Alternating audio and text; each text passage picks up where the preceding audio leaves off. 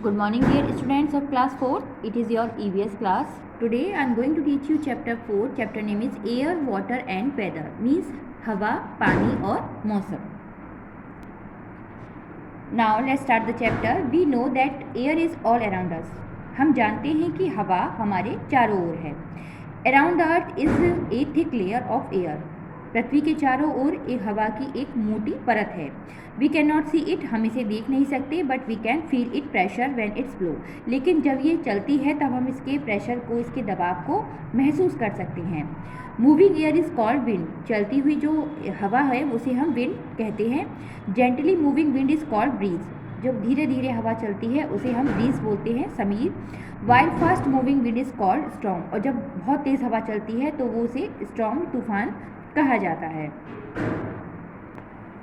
We already learn that air is a mixture of gases. हम पहले भी पढ़ चुके हैं कि जो हवा है वो कई गैसों का मिश्रण है. It has two main gases, oxygen and nitrogen. इसमें दो मुख्यतः गैसें होती हैं, ऑक्सीजन और nitrogen. Out of these nitrogen form its largest part and oxygen form the second largest part. दोनों में नाइट्रोजन जो है उसका सबसे अधिक पार्ट होता है और ऑक्सीजन का दूसरा लार्जेस्ट पार्ट होता है.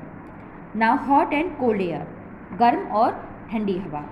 The continuous movement of air from hot to cold region and vice versa is called air current. जो कंटिन्यूस मूवमेंट होता है, लगातार मूवमेंट, गर्म से ठंडे क्षेत्रों तक हवा की निरंतर जो गति होती है उसे वायु प्रवाह कहा जाता है. To learn about air current we need to know how hot and cold air move. इसको अधिक जानने के लिए हम जानेंगे कि हॉट और कोल्ड एयर किस तरह से मूव करती है, किस तरह से चलती है.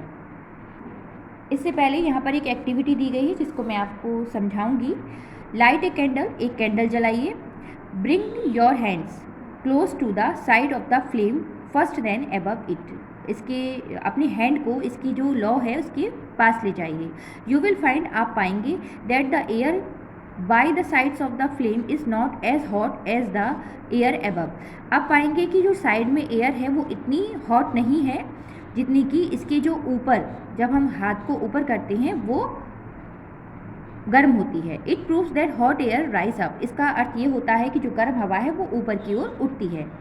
ये जो एक्सपेरिमेंट है ये केवल मैंने आपको समझाया है, इसको आप घर पर नहीं करेंगे.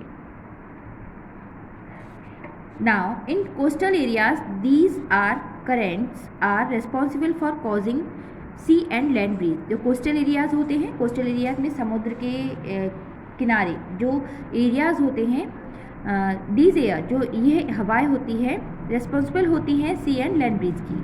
First आप पढ़ेंगे land breeze. At night the land cools down faster than the sea. रात में जो लैंड कूल्स होती है वो डाउन हो जाती है देन द सी से. So the air above the sea is hotter than that over the land.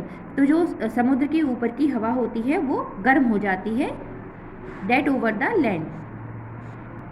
This hot air above the sea rise up. ये जो हॉट एयर, गर्म हवा होती है वो समुद्र के ऊपर उठती है.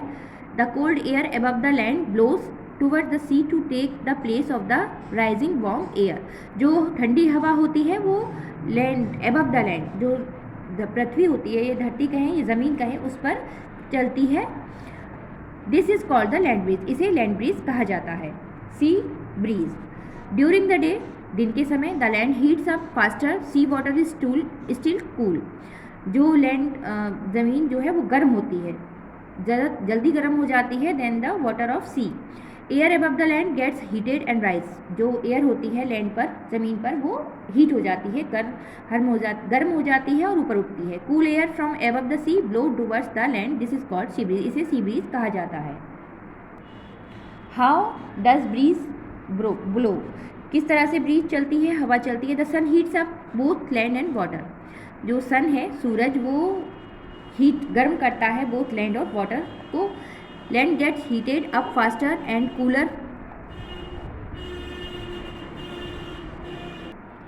down faster than water. जो लैंड, ज़मीन है, वो जल्दी गर्म होती है और जल्दी ही ठंडी हो जाती है पानी की अपेक्षा.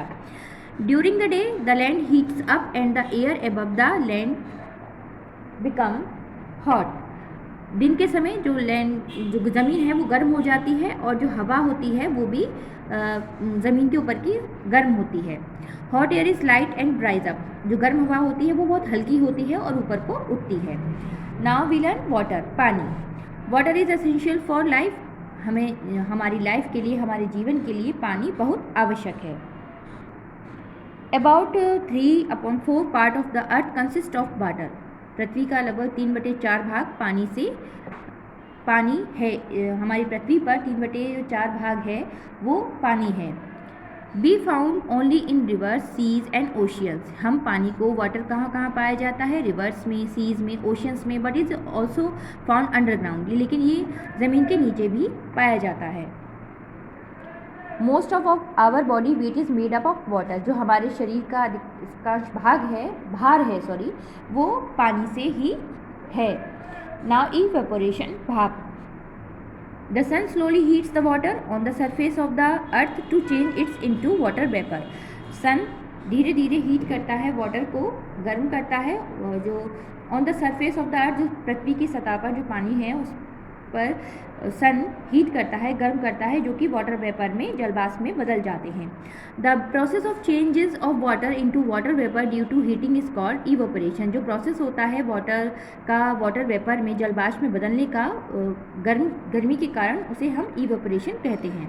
Evaporation of water take place at the faster rate when there is a strong wind and the air is dry. Evaporation of water take place, जल्दी ही होता है जब स्ट्रॉन्ग विंड, जब तेज़ हवा चलती है और मौसम सूखा होता है। नाउ कंडेंशन मीन्स संघनन। When water vapour cools down, जब वाटर वेपर जलवाष्प ठंडे हो जाते हैं, it changes into drops of water, ये पानी की ड्रॉप्स में चेंज हो जाते हैं। दिस इज कॉल्ड कंडेंशन, इसे हम कंडेंशन कहते हैं। इम्प्योरिटीज इन वाटर, पानी में अशुद्धियाँ। There are 2 types of impurities in water, पानी में 2 प्रकार की अशुद्धियाँ होती हैं, soluble impurities and insoluble impurities, घुलनशील अशुद्धियाँ और अघुलनशील अशुद्धियाँ।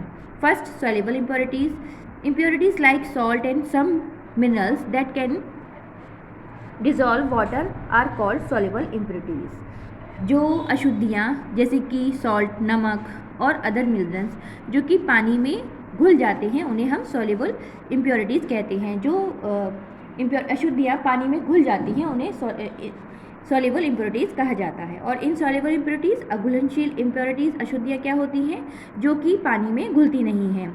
Impurities like mud, twigs, stones, etc that do not dissolve in water are called insoluble impurities। अशुद्धियाँ जैसे कि मड, मिट्टी, ट्विंग्स, टहनियाँ, स्टोन्स, ये जो है वो पानी में डिज़ोल्व नहीं होते, घुलते नहीं हैं, तो इन्हें हम insoluble impurities कहते हैं।